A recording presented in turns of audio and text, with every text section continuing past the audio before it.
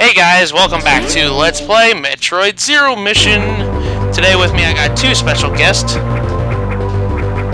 Let's hope Skype doesn't derp at me. I am TheKenster64. I'm reporting to you from the monsoon-filled state of New South Wales. It's SDMS26, and I can't see anything specially going on in this recording whatsoever. Anyways, in today's episode we're going to head back down to Norfair after defeating Kraid. Right there, I didn't show off that power-up in the last episode, but yeah, it's there. I should have grabbed it a long time ago. But I have so many fond memories of this game. While I do kind of prefer Fusion just a little bit, this is probably the Metroid game in the series that I'm best at speedrunning. You're talking to Speedrun King here. I don't mean to bloat my own, or toot my own horn there.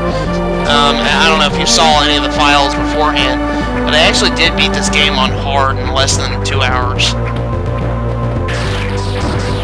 It's freaking ridiculous, especially with Mother Brain. Oh, I won't. Oh, actually, I shouldn't spoil that, but you know what? Who cares? We all know we're gonna fight Mother Brain at the end of it. I mean, she's been watching you through all security cameras and stuff. Yeah, pretty much. Anyways, there's an upgrade. She's bound to be in there. Yeah, there's an upgrade up here. So if you guys needed to get it. Uh-oh, Kenster's breaking up again. Uh-oh. Cracked he dropped. Oh no, not again. Kenster! But anyways, yeah, I did actually beat this game. I've done like almost everything possible in this game. I've done 15% runs on normal and hard. I've done everything you can namely think of. I missed most of that because Skype derped me. Oh, that's fine. I didn't really talk about that much. All I just simply said was I did pretty much everything namely possible you could possibly do in this game. I was about to say, because I did beat hard in under 2 hours too, so... Have you done a 15% run? I gotta try it. Oh gosh. Actually, you know what? I mentioned this earlier. I was gonna go through the pain of doing it again for a subscriber special. I'm planning on it. Although I'm capable of although I do know a lot of speedrunning methods, I'm able to go through the majority of the game without the ice beam up until I beat Ridley. I'm heading back over to and I'm about to head over to Taran because you need the ice beam to kill the Metroids. Yeah, pretty much. Which kind of sucks too. Which kind of sucks too because I would like to see what a plasma beam without the ice beam combination would have looked like. Yeah, that is kind of, you know. I forgot that upgrade in the last episode or in the previous episode beforehand, the last episode that Marley was in. The wave beam doesn't look much different if you don't get the ice beam combination with it though. I need to do some running on this. Anyways, gosh, what was I gonna talk about? Anyways, you go speed boosting here, and you go through those blocks there. Anyways, Kenster, you said that you would do a speed run of this game if you possibly could. I think I could. I think I could. The only thing that would probably get me in trouble is the 2 black space pirates towards the end of the game. I actually have a strategy on how to. Well, we shouldn't spoil that. I want to spoil a lot of stuff, but I know I can't because I'm LP. I don't want to spoil too much. He's talking about a certain enemy towards the end of the game, but we're not going to get into that until later. Anyways, what's this? Oh boy, we got the high jump boots. Wait a second. Anyways, what that essentially does is, if you guys remember in Fusion, it makes me jump higher, and oh gosh, that hurts. Don't go that way.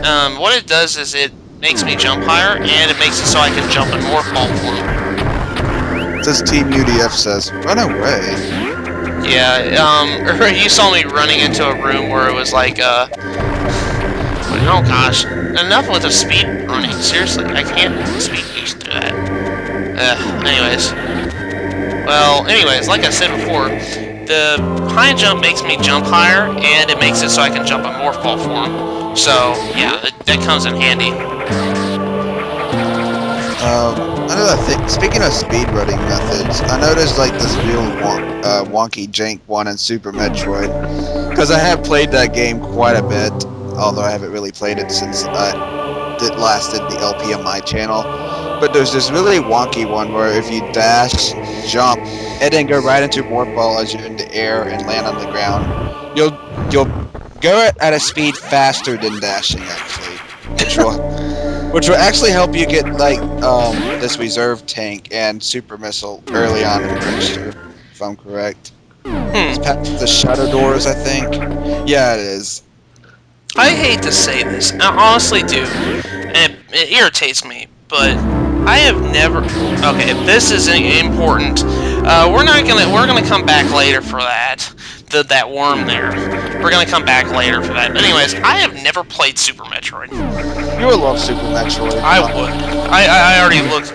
I bought a Super Nintendo just not that long ago, and I think if I can find a copy of Super Metroid, I'm definitely going to pick it up. This one thing,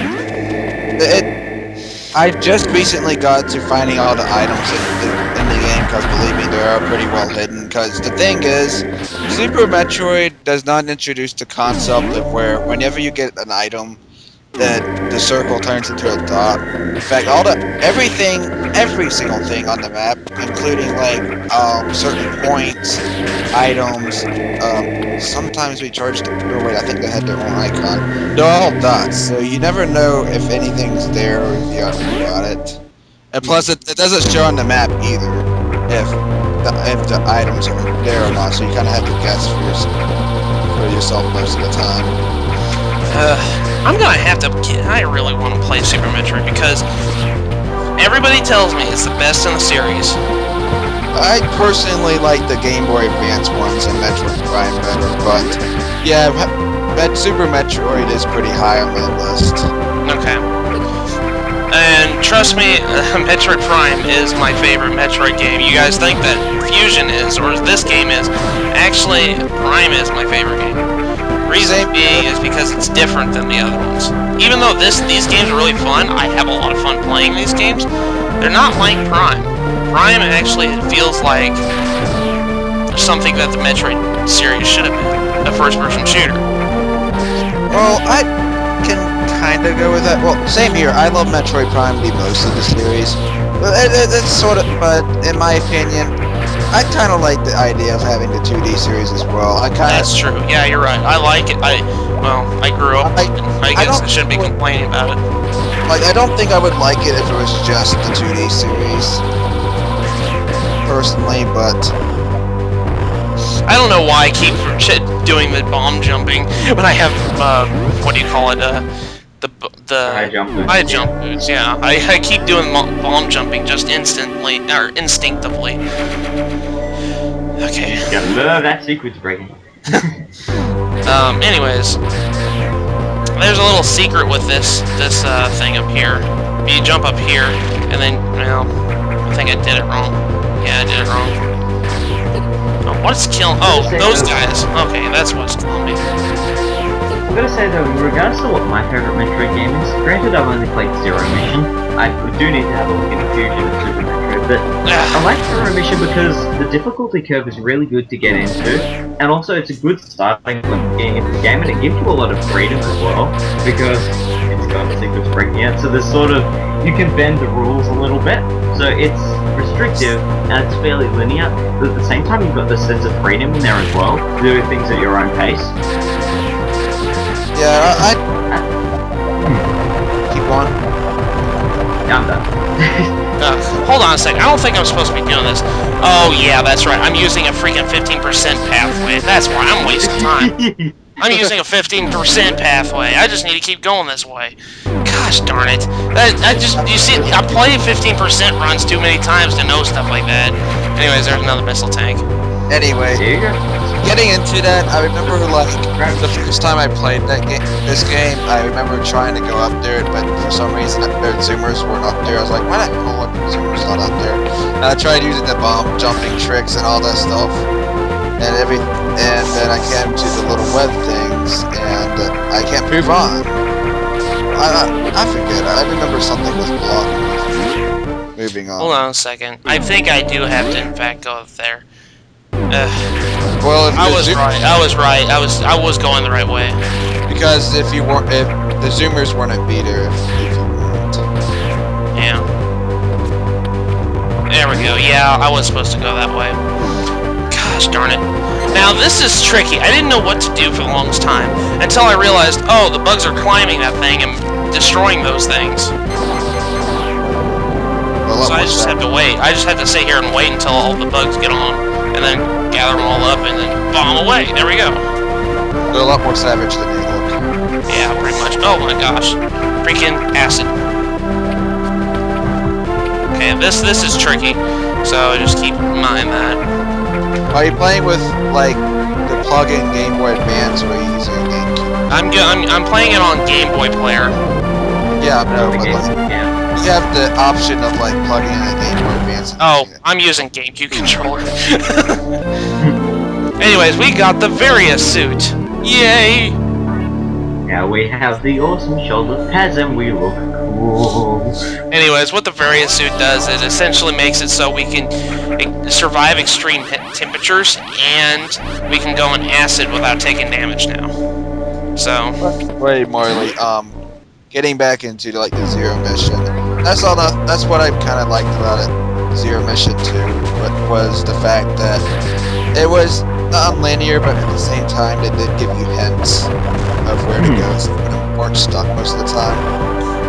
The good thing is, it gave you also a version of the first Metroid game that beginner players could easily get into and not struggle to find where they were going.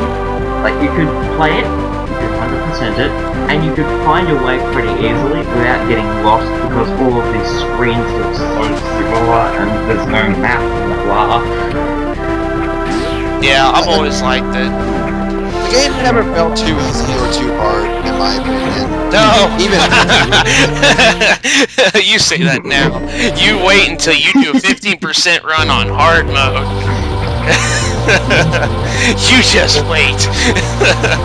because we had a crap load of damage. I know. Oh my gosh. No, there's a couple times when I wanted to kick Mother Brain in the face so hard. Oh god, I freaking hated that. Oh my god, the first time I went through that in hard mode, it took me so many freaking tries to finally reach. My god, that was just a chore. Okay, what was I supposed to do here? Looking forward to seeing that. But Super Metroid, on the other hand, is very non-linear to the point of where there really isn't any hints given to you. You have to figure out your way throughout the rest of the game, and you'll get lost really easily in that game, actually. But I still find it a really good game. But as a first Metroid game, I find it kind of hard to get into. Damn, I know what you mean. I need to. Something I recommend. So, Kenster, have you played all 3 Prime games? Yes, I have. Okay, alright. What is your opinion? I know a lot of people, and I mean a lot of people, despise Echoes with a burning passion. What is your opinion on that? It's my second favorite. I personally liked Echoes as well. I know this one kid at my school said it was his favorite of the series, and he says like he never could understand why it gets so much hate. You know, I severely think Metroid Prime 2 is the underrated game of the series, and it's not a bad game in my opinion. I love the soundtrack. It probably has the best boss battles of the series in my opinion. Chaika was a really fun boss to fight. No, the bug. Yeah, that was a really fun fight. Okay, my opinion on Echoes, I think it's actually a really wonderful game. I think the reason why I think a lot of people hate it is probably because it's too difficult. I don't mind that actually. I don't mind difficulty. I like the way it's difficult. I like it being one of the harder games in the series. It's not overly, it's not stupid hard like Mega Man X6. It's like the perfect kind of hard for me. I seriously despise that game with a passion, by the way.